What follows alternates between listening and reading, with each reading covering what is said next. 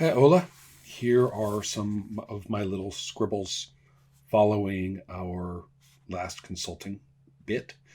And I'm not sure how well this medium will work, but we'll try. So, the first consideration that comes to my mind is that when we look across the tables, I don't actually have a copy, but I'm hoping that they don't include any way for the game master to gain points.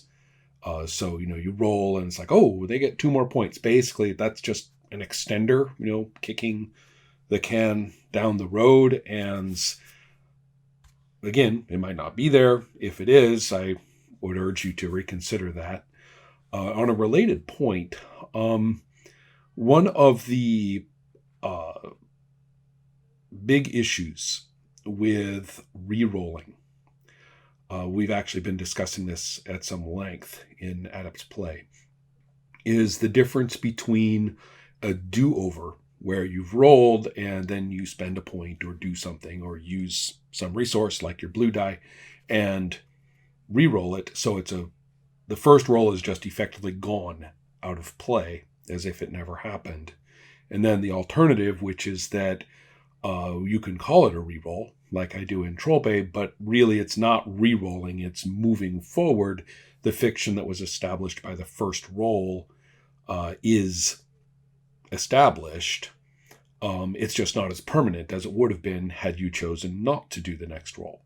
So in many ways, it's an optional continuing roll rather than actually a re-roll. So anyway, terminology aside, those are two extremely different mechanics. Mathematically, they're the same. The new number counts, but in fictional terms, they're tremendously different. And in general, at the risk of invoking a universal principle, a fully replacement style reroll tends to have an exhausting quality on play.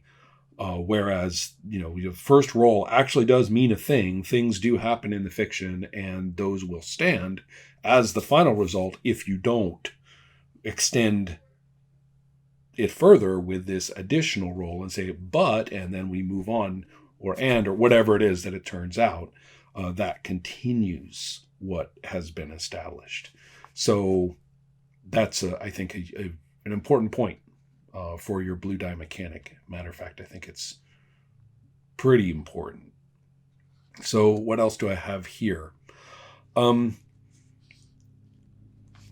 Again, I should probably be basing this off of a review of the documents, but I don't have them. So just in case, I wanted to check on the ways that player characters get stress throughout the whole tables.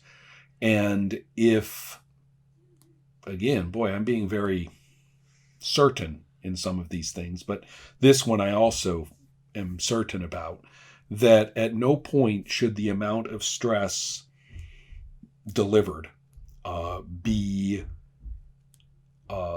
elective.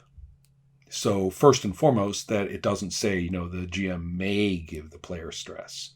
If that result pops up, they do. And the amount should be that much. This much stress comes off. So, okay, that result came up on the table. Bam, you lose that much stress. There's no ifs or ands or the GM chooses or the GM sets the amount or anything like that. I think that's a big deal for your system as well. That the stress losses as distributed throughout all of those tables should be what they are and deterministic. So then what else do we have? Oh, by the way, if that makes you think, well, that turns all my tables into damage tables, my answer is that's right.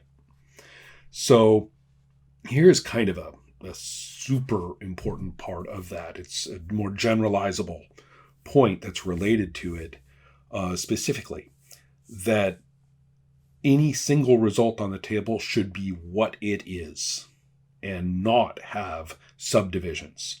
So I'm kind of getting away from the apocalypse world concept that on a given result, then there's a menu to pick from. The whole thing is a menu in your case. We've already got the menu and we've got lots and lots of categories 10 on it, and or 12 or however many, but there's a bunch on each column. And given that there are multiple columns that may be in play in a given conflict, then you've really got a lot. So there's really no point at all in creating a choice. Okay, I roll a 4 on this column. Well, oh geez, is it going to be this or it's going to be that? That's exactly the hoop that I don't think play needs to jump through.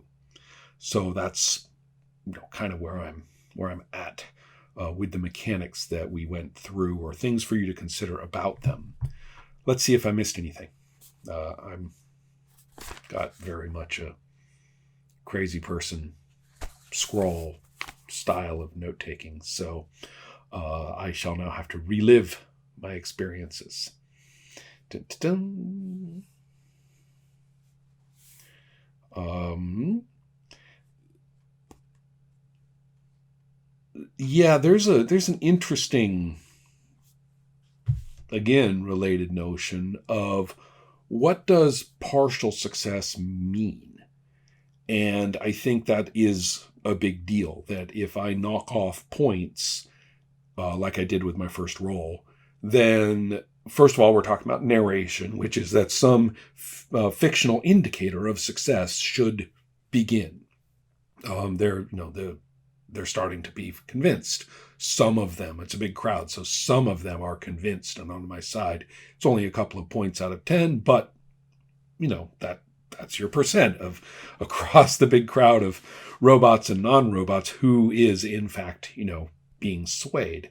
It's very literal, and I think that kind of literal approach to whenever the game master gets points knocked off of the conflict, then they definitely should be that should be reflected in a very concrete set of events, so that narration isn't pro forma, that exactly what the next roll is dealing with is a changed situation within the steps of the conflict. And examples of how that actually matters is something that one could attend to through the course of further playtesting. And I think that is a big deal. So the point being that there's no real such thing as, well, you kind of succeeded, but you're not there yet. And then everything just kind of goes flat. Okay, then we pick up, what do you want to do next? But nothing has changed in the fiction. You're just kind of back where you were when you made the former roll. You just need to knock more points off the next time or something. So that's what I'm talking about avoiding. Okay, well, I guess that's about it. Sorry about the robot sex. Sort of thing crops up once in a while. You know how it is. All right, take care.